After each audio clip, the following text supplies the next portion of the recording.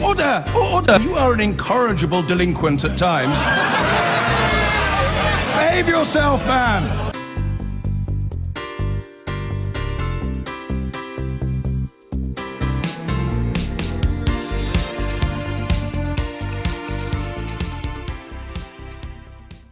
Chairman Mao began his long march to power in Jiangxi province. For Nigel Farage, I suspect it was an agreeable saloon bar somewhere in Kent or central London. But for him too, it has been an astonishing journey. Dismissed and ridiculed for years, he is perhaps the man most responsible for taking us so close to leaving the EU, and he joins me now. I say you're responsible, partly because I assume that's why David Cameron held the referendum in the first place, to scupper you. It hasn't gone very well, has it? Yeah, to shoot the UKIP fox. That's what it was all about. We were picking up votes. The perception was that it was Tory votes that UKIP were getting.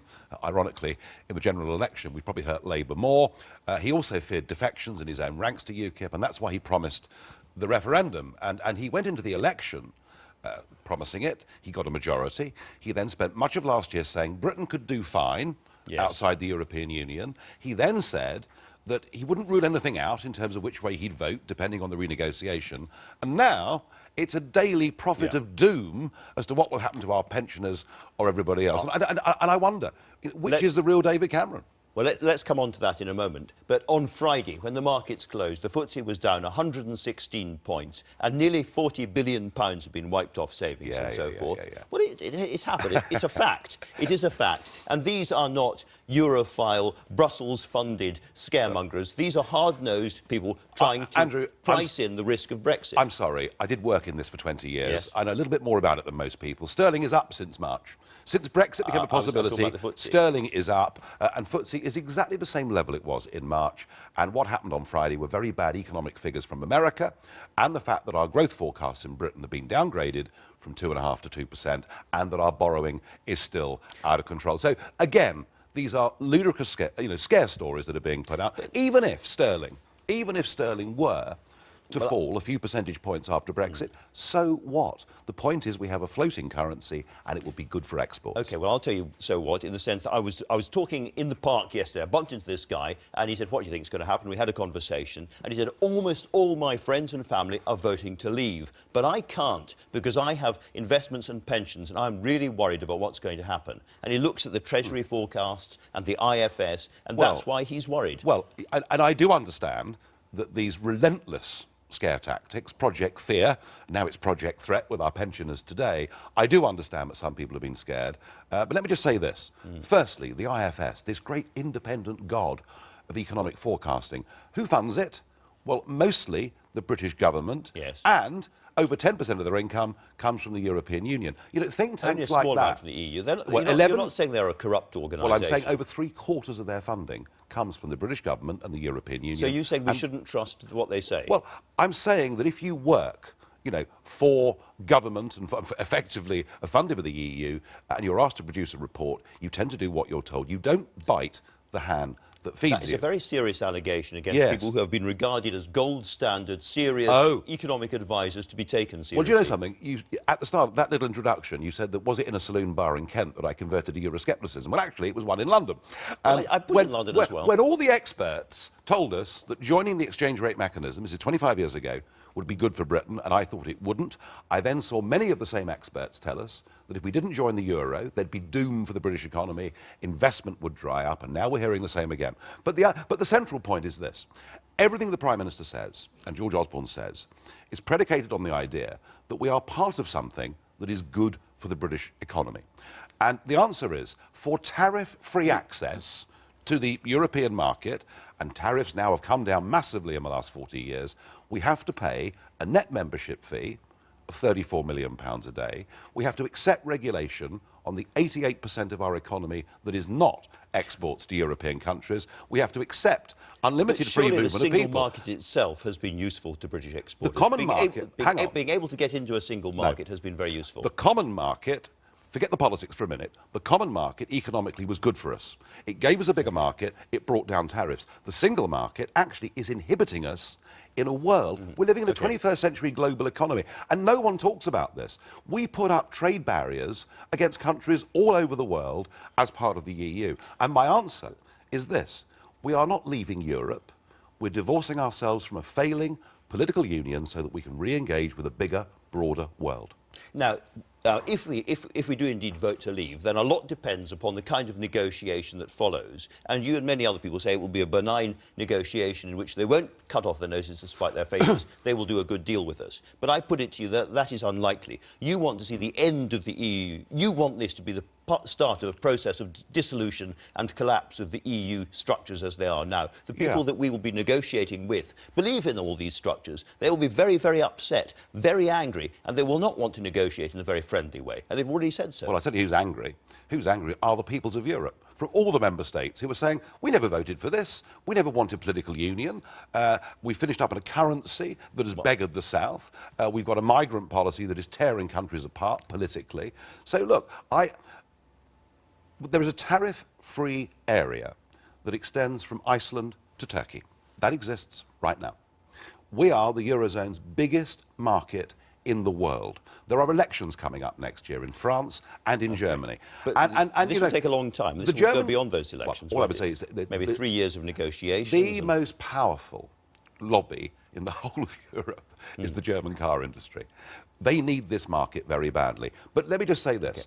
Even if things did go wrong, let's just assume that things went wrong. Yeah. And that Merkel is happy to see hundreds of thousands of German car workers laid off, guaranteeing she'll lose the election. Even in that scenario, the benefit that we join for, namely tariff-free access, that is now outweighed by our net membership fee alone. So the worst-case scenario, economically, is better than where we are today and gives us the chance to start thinking globally and, by the way, bringing prices down for consumers. You know, for the last 70 years, we have had peace in Europe. We've had a much longer history, which I know you know as well, where every single time there's been trouble in Europe, we have had to get involved and spend our blood and our treasure. Are you absolutely sure that the collapse of the EU is not going to be angry and difficult, divisive, and cause us more problems than where we are at the moment? If we hadn't been independent, if we had been part of a greater Europe, we wouldn't have been able to intervene in the last 2 wars and to try and put democracy and independence of nations back on the map. A Europe of peace. That's a debating point, if I may say so, rather than a Europe of peace. A Europe of peace. Look at Europe's role in the breakup of Yugoslavia. Look at what's happening in Greece. Look at the rise of extreme politics of the neo-Nazi right and the extreme left.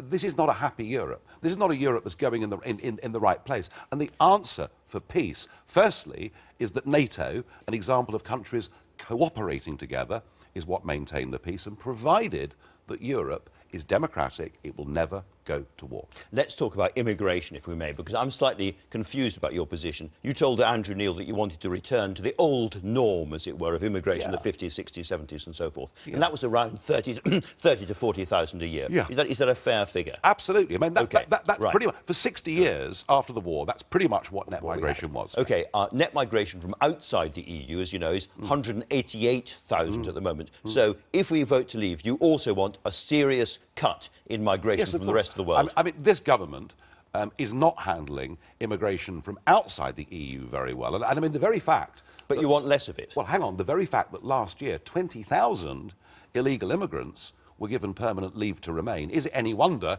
that a boat was found off Hastings this morning with people in it? So I don't think this government's got it right at either end. It's failed on the non-EU stuff, and on the EU stuff, we have absolutely no control at all. And how this Prime Minister, I'm giving you what I'd like to get to. This Prime Minister promised the British people he'd bring it down to tens of thousands a year, knowing we have an open door to the whole of the EU.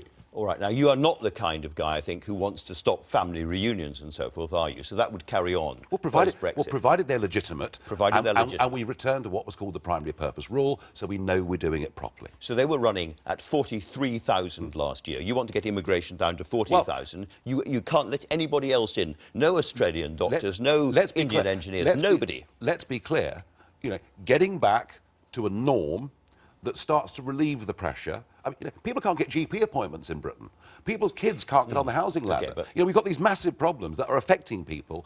Getting back to a reasonable number won't be easy. It needs 2 things. It needs a government, and a government led by people with resolve, and it needs us to stop the open door to over 500 million people from across the European Union. Let's put the without EU that, to one we'll side. never achieve Okay, it. well, let's put the EU to one side and assume that absolutely nobody comes in here from the EU afterwards, which I think is very unlikely. That's not what we're saying, is but it? Just say that for the sake of argument. You've still got 188,000, has to get down to tens of thousands, 43,000 people with family reunion. The numbers simply don't add up unless you have a much tougher immigration. We're going to have a tougher immigration policy, that's true.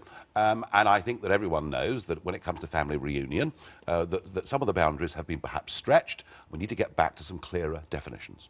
OK, you said you wanted quality migrants in the past, and when you were asked what that meant, you said, well, we don't want Albanian murderers and we don't want people with HIV. Is that still your view? Well, look, all I'm saying is I want this country to be a normal country. Yeah, and normal countries fairly all over the specific world... question. Yeah, well, normal countries all over the world don't allow criminals to come and settle in their country, don't allow people to come into the country who would be a huge burden on the health service or anything else. So would you also include in that things like tuberculosis and other important and difficult diseases? Let's be clear. If you're coming to live in this country, to work in this country, you have to bring your own health insurance. We have a national health system that is at breaking point. It literally is at breaking point. There are many inside who are happy to tell you that now. Absolutely. Because things are serious. Okay, so it's a national health service. It's not an international health service. So very straightforward question. How do you know that people have got HIV when they come in? Well, if you go to Australia, you have to prove various things, don't you? Look, you're getting into very specific details and looking for a big headline, I know.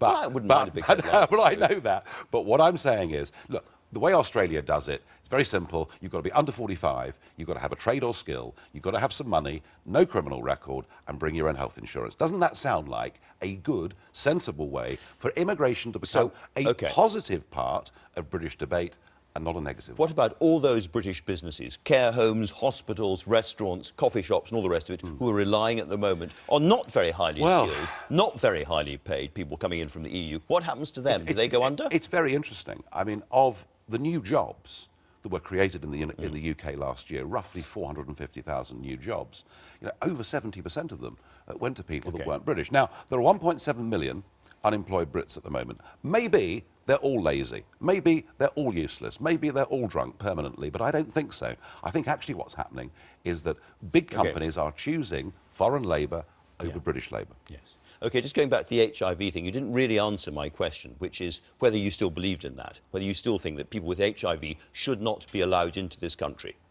Kind of yes or no thing. No. What? To get free health care? We don't know why they're coming in. They're coming in for all sorts of reasons. Do you keep them out? Is my question. I'm sorry. You are trying to get me. Should we? Question. Okay. You raised it, not me. Right. Should we say to people from all over the world, if you've got a very serious disease, we are very happy for the National Health Service to provide whatever healthcare you want, at the same time as it now takes people all over Britain a fortnight to get a GP appointment. It's about priorities, isn't it? Okay. And my priority would be we put our own people first. It's about time we did. Final question. We are very, very close in this referendum. We're very close to the result. We're very close to, and the two camps, according to the polls, seem very close indeed. Many polls put you ahead at the moment. If, in the end, you lose 51 to 49, is it over? Well, let's remember one thing. A vast majority of our political class want to stay part of the European Union. Many regret the Prime Minister's decision to give us a referendum. I think if the Leave side was to narrowly lose, the chances of Parliament giving us another referendum in the short term is probably pretty slim. So I do view this as the one great opportunity. And, there's nothing radical about this. All we want to do is take back control of our lives and put power back in the hands of the British people. All right, but there's an awful lot of people who will be very angry if the Remain campaign win by a sliver and think it's been an unfair campaign. You have said in the past we could see violence. Would you see problems on the streets, do you think, if that happens? I haven't predicted violence, but I mean... You've talked about it. Yes. There may be violence inside the Conservative Party, that's certainly true. A lot of his own MPs think that he's, frankly, used taxpayers' money wrongly and is not running a full, free and fair referendum campaign. I don't expect violence from the people of this country. I would expect profound disappointment. But let me just say this. There's been a shift in the last fortnight. There's been a change in this debate. People have had enough of being threatened by the Prime Minister and the Chancellor, and I think collectively people are beginning to put two fingers up to the political class. They may very well be, we'll see. Nigel Farage, thank you very much indeed for joining us.